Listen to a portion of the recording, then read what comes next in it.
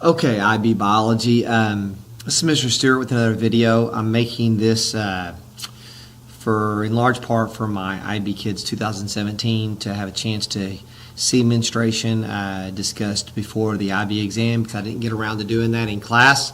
But hopefully future years IB Kids will also watch this video, because this is a this is a very complicated process, and I may be over teaching it. I don't really do this because I want to. I just feel like that you're going to need the full explanation depending on what the question is on the IB exam. So before we start, I want to go ahead. You should have a sheet that looks like this. Of course, I should have already handed it out to you. So we're going to look at the bottom of this first, and we're going to look at just these key terms. So all of these are important terms.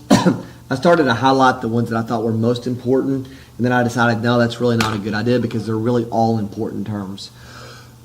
So GF stands for the Graafian follicle, and I'm going to tell you right now, it's very possible that I'm mispronouncing some of these words. I'm not a medical doctor. I don't use these on a regular basis, so my apologies if I'm saying them incorrectly. The GF is the Graafian follicle. The ZP is the zona pellucida. The LH is the luteinizing hormone. FSH is follicle stimulating hormone. The oocyte is the egg. The CL is the corpus luteum. Progesterone is just going to be PROG, progesterone. OEST is estrogen, and then HCG is human chorionic gonadotropin. So again, and if I were you, I might even make some note cards up, and with the GF on one side and the Graafian follicle word on the other, and I might just quiz myself over and over and over until I became familiar with those words. Because as I'm going through the video and I'm lecturing and I'm talking about these things, if you don't have familiarity with those terms, I'm afraid you're just going to get lost. Okay, so there's so much going on here, but we're going to start off by me saying this phrase: before anything, know this. So before we do anything else, I want you to know this, that GnRH, or gonadotropin releasing hormone, will only be released in low amounts of estrogen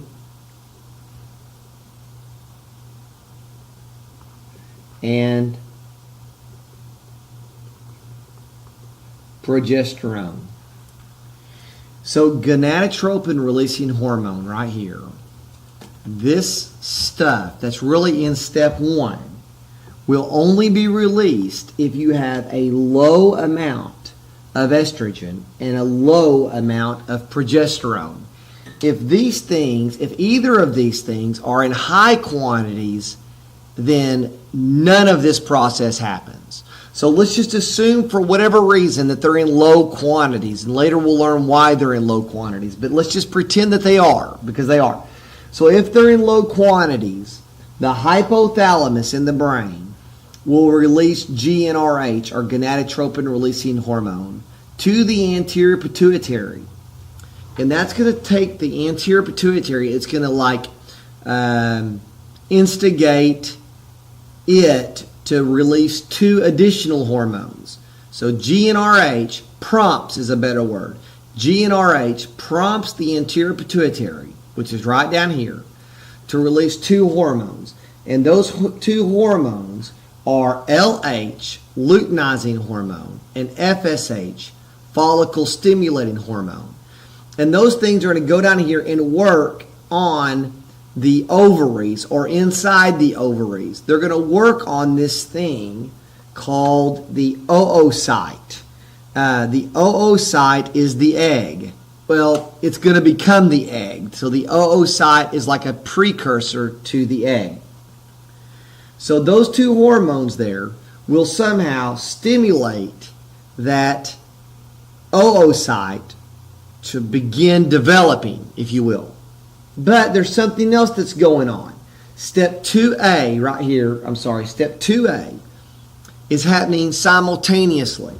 So while LH and FSH are going to the ovaries, another thing is occurring. Estrogen is causing the follicle cells to make more FSH receptors so these can respond more strongly to the FSH. Okay, so why is that happening? Okay, let's talk about this for a minute. Did we say from the very beginning, is there a lot or a little estrogen in the blood at the time the process begins? There's not very much. So what little estrogen there is going to play a role, because what it's going to do is, and I just noticed I misspelled estrogen right here. I apologize. It should be OES. I'm just going to change that right now. Estrogen.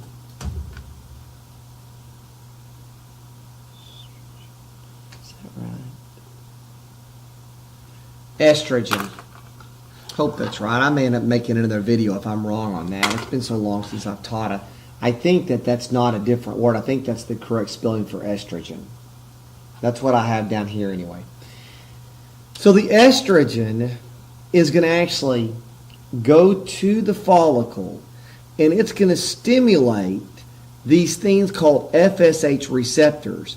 Now, we've learned before that receptors are things that like grab a hold of a molecule. So they'll sit. They're usually like a protein, and they'll just sit on the outside. I mean, sometimes you've seen me back when we studied the neuron, if you remember. We did that not too long ago. So we had something that was kind of like this. And then we had the synapse here. And then we had the other cell here. And this thing had little things like this also. These tentacles called dendrites. And then there were these little cups almost. Well, these little cups that we saw, those were, essentially receptors. And so when you're thinking about the follicle, or the oocyte rather, when you're thinking about the oocyte, we want to get the oocyte to receive the follicle stimulating hormone as quickly as possible. So the estrogen will actually cause more of those little receptors to form on the oocyte, thereby making the oocyte more responsive to the follicle stimulating hormone. Now let's just examine that word, follicle stimulating hormone. That means that we're going to stimulate the follicle to do what? Well, we're going to stimulate the follicle to begin growing so that it can sort of cover the egg and protect the egg, or the oocyte. So it can cover the oocyte and protect the oocyte. So just keep in mind that that's happening at the same time. And also keep in mind that the fact that estrogen is causing more follicle stimulating cell receptors to be made on the follicle itself, which makes the follicle more likely to accept the hormone called follicle stimulating hormone, is an example of positive feedback, because it's like the more receptors that you have, the more likely it is to respond to the hormone, thereby the more likely it'll be to cause the follicle to mature. That's the best I can do on that. It's still a little bit fuzzy to me, because that's not the best example of positive feedback in my opinion, but they seem to want you to be able to discuss why that there is a positive feedback role in menstruation, and then also why there's a negative feedback role, and I'll talk about that later. So let's labor forward. Let's continue to push forward. We finished step 2 down here. Now I want to go up here, and I want to talk about this process a little bit in reference to step 2. So in the ovary, this is the ovary right here, you have all of these oocytes. There's these little cells here. And every month, a female will, one of these oocytes will just randomly be selected to begin the process of maturing into the egg that might be fertilized that month or might not be fertilized that month. So the egg is going to, the oocyte, I shouldn't say egg, it's not an egg yet, but the oocyte, which will become the egg, will start to grow. But as it starts to grow, it needs protection from the follicle, sort of, so to speak. And all I could do to think of, to kind of get my mind wrapped around what a follicle was, is that I know that if you pluck out a hair and you look at it, like if you look at a hair that's been pulled out of your head, or for me, sometimes I get a stray eyebrow because I'm getting old like that, and I'll pluck that eyebrow out, and at the very bottom, you're going to see this kind of white, gross-looking stuff that covers the hair itself. That's the follicle. So a lot of times a follicle will serve to sort of protect something. So on this diagram, the follicle is this dark part that I'm drawing here. And see how that it's maturing. Now, why is it maturing? It's maturing because I didn't draw them on there, but there were these little, way back here, there were these little receptors. And these receptors started showing up because the estrogen was causing them to grow on that follicle. And therefore, the follicle stimulating hormone was just more likely to end up, so if the follicle stimulating hormone was just like a little red dot, let's say, well, they're more likely to attach where they're supposed to. And the attaching of the FSH hormone, is what causes this thing to begin maturing. And so the follicle is going to mature, and it's going to start maturing around that oocyte. And then we have an outer ring. So here's the oocyte right here. See how these cells that are kind of clear are outer cells. And then you have an inner ring inside here. So the outer ring of the follicle begins to form. And that outer ring, somehow or another, produces more progesterone. And so progesterone is going to be used later on for a different reason. Now, when you get to a certain level, when a follicle matures enough, and it kind of looks like this image here, where you clearly have an outer ring and you're starting to see an inner ring, and it's starting to envelop that oocyte, we now call this thing a Graafian follicle. And the Graafian follicle will eventually get to where those cells completely encompass that what used to be inner ring goes all the way around it, and then the outer ring kind of just dissipates and you don't really see the outer ring anymore. Well, at some point in time, that oocyte, so this thing here that you see is really this stuff here. It's the follicle itself. And so it kind of surrounds it like this, and then it's going to release it out. And when it releases out, that inner ring of follicle cells now has a new name. It's called the zona pellucida, is what that's called. Then, whatever's left over that did not get released, so you still have some of your inner ring cells that are there, and then you kind of have this open wound, essentially. So the follicle ends up, this part right here, it ends up just kind of like forming a cavity, if you will. And there's really nothing inside this now because that oocyte has been released. But this thing becomes what's called the young corpus luteum with a wound in it. And you say, why does it have a wound? Because where that oocyte used to be is just an open gap. And so we call it the young corpus luteum with a wound. And it'll just continue to get smaller and smaller and smaller, and eventually it'll just kind of go away, so to speak. All right, so now down here, the outer ring follicle cells produce the progesterone, but also the outer ring. So when the outer ring, you're talking about these cells right here, right? And those cells right there, are sort of what's becoming this loop, if you will, right here.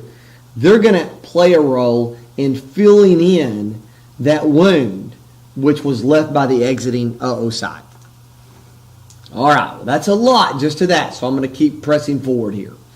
So we kind of explained all that now. Oh, and then it says finally, at some point in time up here, the CL, which is the corpus luteum, will just completely degenerate and go away. So I kind of already talked about that. All right, so now what happens? Well, that was just step number 2 and 3, I guess you'd say. So step number 3 was just the idea that the spike in the FSH and LH did cause a release of the oocyte from the Graafian follicle. Step number 4. For about 12 days, the corpus luteum will produce progesterone. Oh, you can't see it. Right here. For 12 days, the corpus luteum will produce progesterone. So this thing right here, after the egg is released, for 12 more days, that thing, as it's degrading, is going to produce progesterone.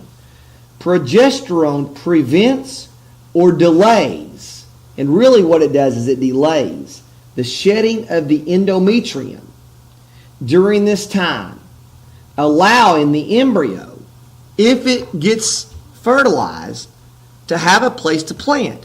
Because the endometrium is the inner lining of, it's like part of the uterus.